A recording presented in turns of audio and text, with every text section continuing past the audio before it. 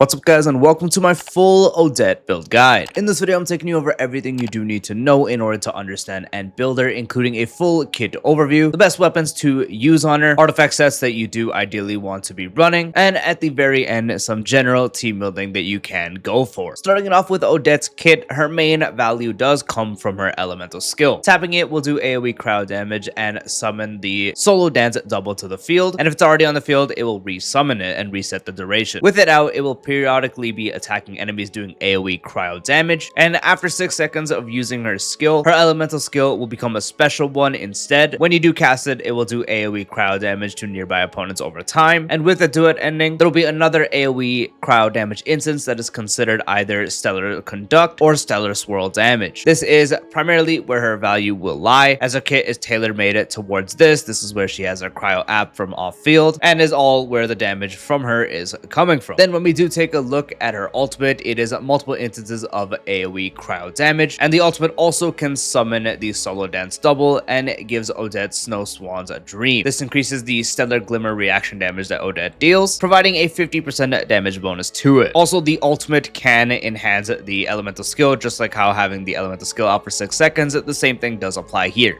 However, all in all, in Odette's rotations on her teams, the damage loss on ultimate is unfortunately something that's a thing. So ideally, you are not going to be using this burst at all.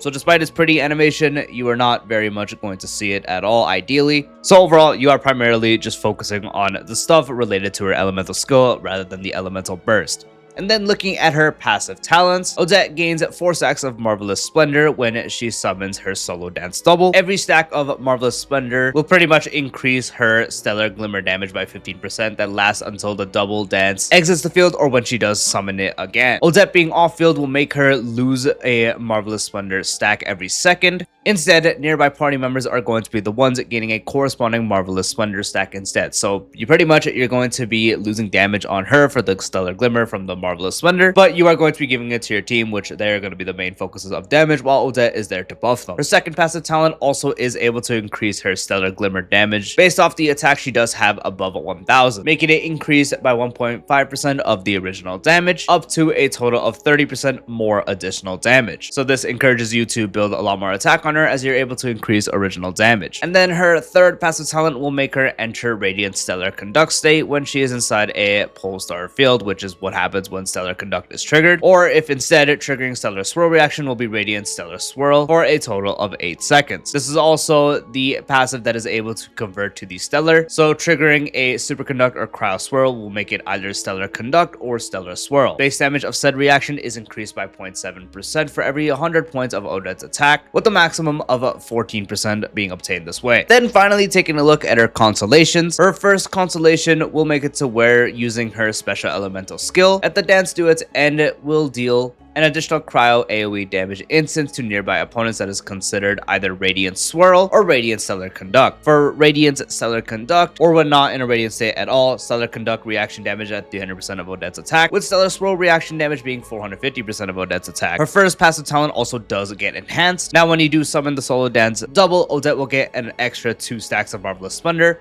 and the off-field rate of Marvelous Splendor being removed is sped up to 2 stacks per second. So how much she can transfer her Stellar Glimmer increase to the nearby party members, that is increased, and she can also gain more stacks right away. Her second constellation further enhances her first passive talent again, making every Marvelous Splendor stack also increase the character's attack by 7%. If Odette is also in Radiant Stellar Glimmer state, with solo dance double on the field, opponents near the dance double will have their corresponding elemental res lowered by 20%. Cryo and Electro for Stellar Conduct, and Cryo and Animo for Stellar Swirl. Her Constellation 4 enhances her ultimate, now making the Snow Swan's Dream Stellar Glimmer reaction damage increase affect nearby party members by 50% of Snow Swan's Dream's effect. Party members also doing Stellar Glimmer reaction damage to an opponent will make Odette join in with a coordinated attack, doing an AoE Cryo instance that is triggered every 3.5 seconds, which will either be considered Radiant Stellar Conduct, or when not in Radiant state, Stellar Conduct reaction damage at 66% of Odette's attack, with Radiant Stellar Swirl doing Stellar Swirl reaction damage at 99% of her attack. Her C6 will once again enhance her passive talent 1. Odette giving Marvelous Splendor stacks to nearby party members will no longer decrease her own. Characters affected by Marvelous Splendor will have their Stellar Glimmer reaction damage to opponents elevated by 25%, and an additional 20% elevation for Odette specifically. Here's a specific result when it does come to a damage increase for her actual constellations.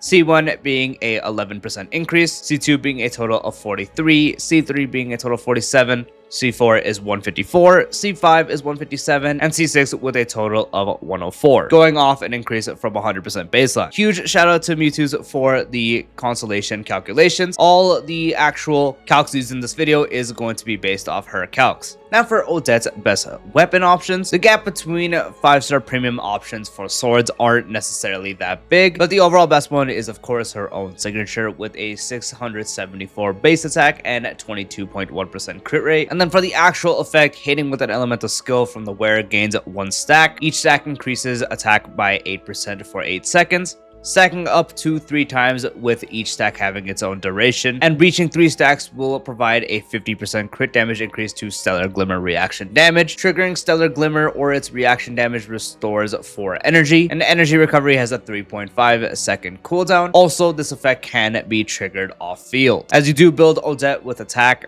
the attack increase here is going to be nice. Odette is also providing damage herself, so more attack is going to also help with that. And also with the conversion that she does have in her trace, which is talent, sorry, wrong game. And then once you do reach max stacks, you also get a 50% increase to crit damage. And also that bit of energy, but as I did mention, you're not really using burst with her, so that part isn't necessarily that useful. Also, the high base attack is very helpful, and the crit rate is also good as you do want to build her with crit. But as I mentioned, this is not super far off from other 5-star premium options. So the closest options to the signature would be something like Primordial Jade Cutter or Azurite, Absolution as well. However, you can also very much use options like the Haran and also something like Mist Splitter, as these weapons do provide a solid attack from being a 5-star, and also their great crit stats for Odette. They all do function very similarly. Using the new Snezanaya craftable sword is also good, as the effect it provides is also extremely effective. So this basically would be your best overall free-to-play option. However, there are plenty more options past that. Here are the actual weapon calcs. As you can see, as I did mention, most of the 5-star options are very, very close to each other, with higher up free-to-play options being Emperor Well and also Exile Fane's Blade. But there are more options here such as Finale of the Deep, Harbinger of Dawn, Royal Longsword, Wolfang, Blackcliff, and Solar Pearl as a baseline. So ideally, just equip any spare 5-star crit stick that you do have, especially if it is a proper one that is on this list, as that will net you the best results, not being that far off her own signature. But if you don't have any available, then the brand new craftable one, especially with its 2 Electro as it isn't mentioned here, is going to be completely fine. Or if you don't specifically plan on using the Traveler, you can use their brand new weapon on Odette as well. Finally, for the best artifacts on Odette, the brand new Heart of the Furnace set is really the only set you want to use on her, as the 2-piece does provide 18% attack, with the 4-piece providing an additional 12% attack for 12 seconds after triggering a Stellar Glimmer reaction or dealing Stellar Glimmer reaction damage, which Odette does do. It also will increase Stellar Glimmer reaction damage dealt by all party members by 50%, as she is able to provide Stellar Glimmer to others. And this artifact set is able to be triggered off field. However, do note damage bonus from multiple artifacts of this will not stack. So Odette is going to be the primary holder of this, as it is providing attack, which makes it easier to increase the Stellar Glimmer original damage in her passive 2, and also the general base damage of the stellar reactions in her passive 3. So the attack increases here are going to be helpful,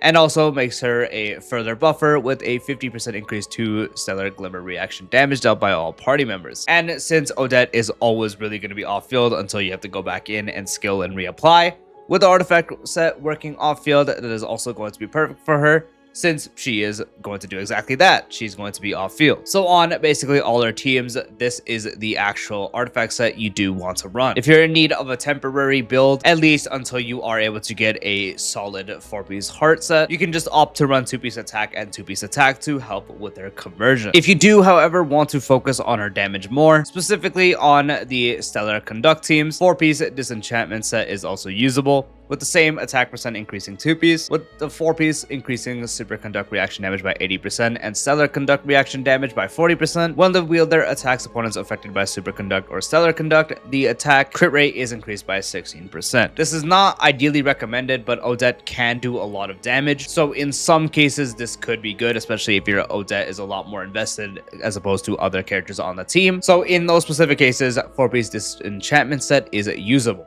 However, primarily I'm going to recommend always just running 4-piece Furnace, as that is going to be her primary focus of a role. Main stat focus for the Sands is going to be attack percent, same for the Goblet, as you do want to reach the attack required. And the Circlet will be either crit rate or crit damage, as our damage is going to be very important, so you want to have a good crit ratio. The total attack required is different between her third passive talent and second one. For the base increase, you would just need 2000 attack. With the passive 2 original damage increase for Stellar Glimmer, you would need a total of 3000. So ideally, you are pushing to get as close as 3000 as possible. Once you hit 3000, that's kind of the limit. If you get some over that, that's okay, but you primarily are focusing on trying to get close to it. If you're a bit under or a bit over, that is fine. Just try to get to as close as 3000 attack as possible, as you do want to max out everything she does provide. Then you can also focus on crit. Ideally, try to get to as close as 100% as possible. If you're specifically running disenchantment, do remember it does provide 16%, so you would just need 84. But in any other case, you would still try to get it as close as possible.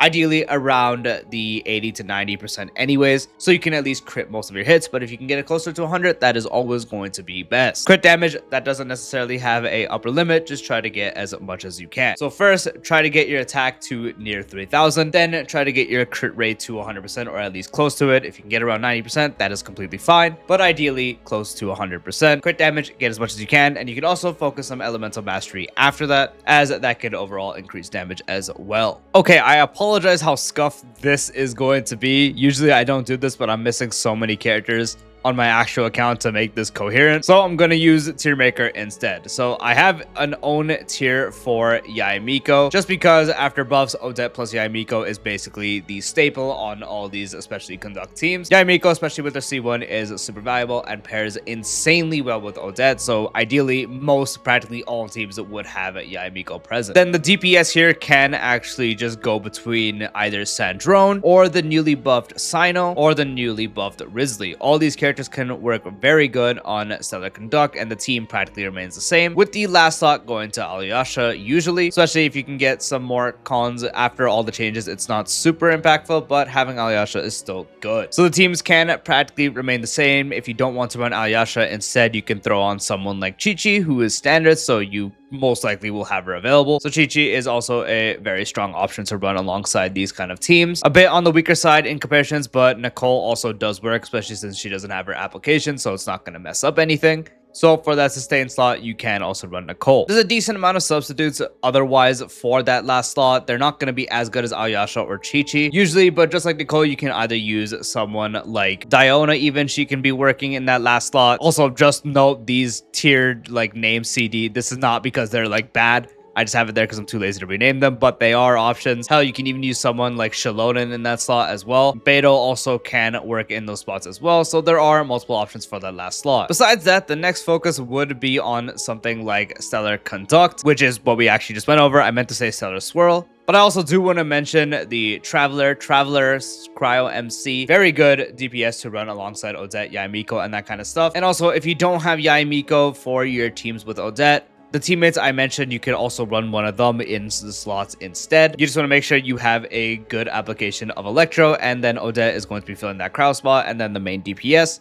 Yeah, it just works so good in this team. She provides so much, but if you don't have her, as long as you do have the proper Electro alongside Odette, so in that case, it would ideally be someone like Alyasha. In those cases, that's how you would sub her out specifically. But ideally, you don't want to for Stellar Conduct. Stellar Swirl teams also don't follow an insanely different format, since Odette teams would be kind of similar. In this case, you just wouldn't have Electro. So I'm actually just going to take out Yamiko, you can ignore that last tier. But one of the focuses is going to be the also newly buffed Mizuki, as she's going to be good for those kind of things. And that's also where her spotlight does come from. In this case, you can also throw on the Cryo MC. So this can form a very strong 3-core right here. And the last slot is also somewhat flexible. Specifically, C6 Farazan can work. You can generally use Sucrose as well. And also Prune. Prune can also work in that spot as well. Similar format, but there just isn't as many options since Stellar Swirl doesn't have much of a focus, no dedicated DPS yet. You just kind of have Mizuki for that and some other stuff you can do with these characters. But other than that, this is kind of your only go-to.